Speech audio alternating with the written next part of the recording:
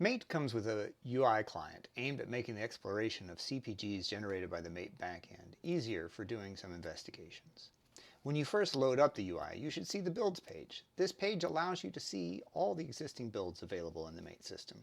From this page, you can explore the POIs generated for a given build, use the flow finder to search for nodes within the associated CPD and do a visual exploration of the associated graph, use Manticore, which is a symbolic execution framework, to explore individual functions within a program's binary and identify inputs that could lead to exploitable states, or open a Jupyter notebook for writing your own custom CPG queries.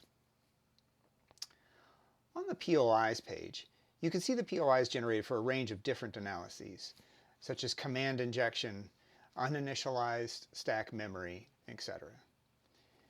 For each of these analyses, you will see the number of POIs that were generated to give you the ability to focus in on the particular analysis you are interested in.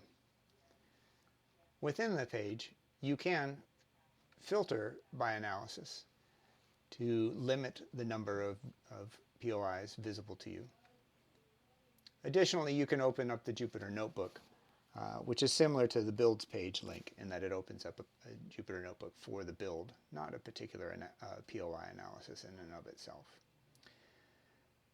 For all of the POIs, you can mark them as flagged, meaning you would like to save that for further exploration, or done as something that is no longer in need of research.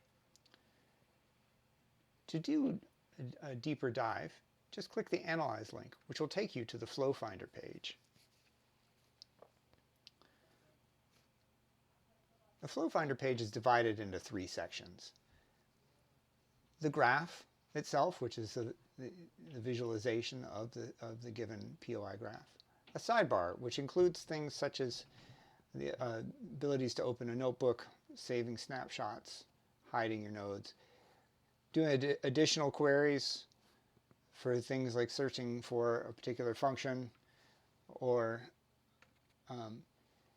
doing a slice investigation by setting your source and sync nodes. It also includes information about the POI, some insights and background that might be useful for you to understand. Finally, the third section is what we call the card section. This is where each of the individual graphs that were parts of queries for this particular view have been stored. So you can see things such as slices, graphs, and individual nodes themselves.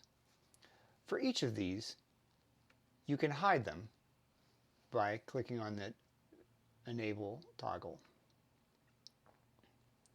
and bring them back up again if need be.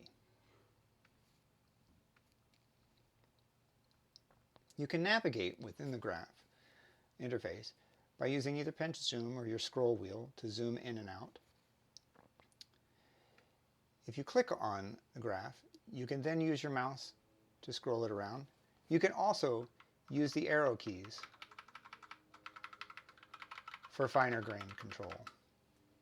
If at any point you find yourself in a view that's difficult to understand, get your bearings, you can click on the center icon to bring the graph back into full view.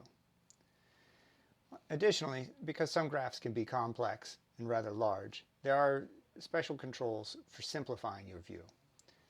There is a collapse view, which will collapse the graph down so only the parent nodes are visible. Additionally, there's a view which allows you to collapse only the child compound nodes. When you scroll over a graph card, you should notice that it is highlighting the particular nodes that are associated with that graph.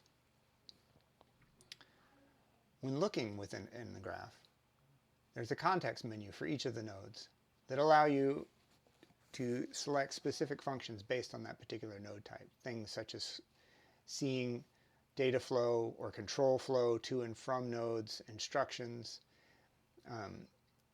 and also doing things like setting it as the source for use in a deeper query or the sync. Additionally, You can annotate a given card.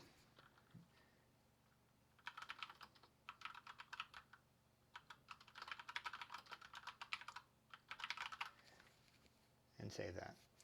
If you would have spent time, perhaps adding nodes and making adjustments, you can save your work by using the Save Snapshot.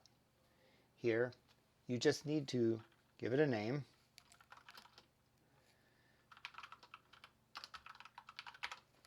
and save it. All snapshots are visible from the Flow Finder Snapshots page. So, to open it, just simply click on the link. And this should reload your work. Further, the note is a URL which can be shared with others. This concludes this view. Enjoy